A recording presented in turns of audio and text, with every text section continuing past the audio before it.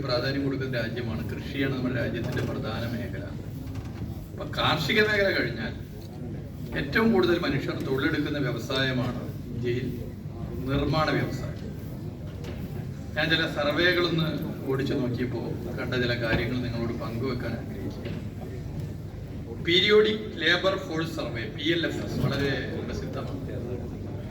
2022-2023 അനുസരിച്ച് മൊത്തം തൊഴിൽ സേനയുടെ 13%-ലധികം പേർക്ക് തൊഴിൽ നൽകുന്ന വ്യവസായമാണ് നിർമ്മാണ മേഖല എന്ന് ചൂണ്ടിക്കാട്ടുന്നത്. അതായത് 100 പേർക്ക് രാജ്യത്ത് തൊഴിൽ കിട്ടിയാൽ അതിൽ 13 പേർക്കും തൊഴിൽ കിട്ടുന്നത് നിർമ്മാണ മേഖലയിലൂടെ. ഏറ്റവും ഉയർന്ന നിക്ഷേപം സാധ്യമാകുന്നതും നിർമ്മാണ മേഖലയിലൂടെ തന്നെയാണ്.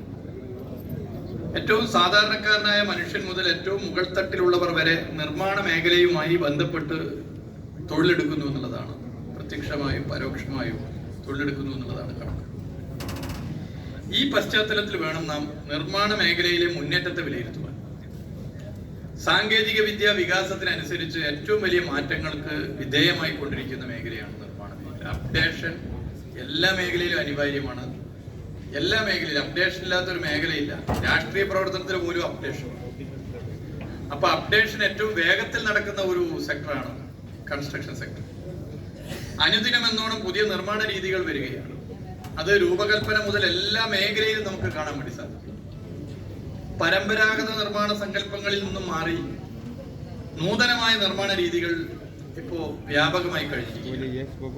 അതിനനുസരിച്ച മുന്നേറ്റം കേരളത്തിലെ നിർമ്മാണ മേഖലയിൽ സാധ്യമാക്കുന്നതിന് നിങ്ങളുടെ എക്സ്പോ സഹായകരമാകുമെന്ന് ഞാൻ ഉറച്ച് വിശ്വസിക്കുകയാണ്.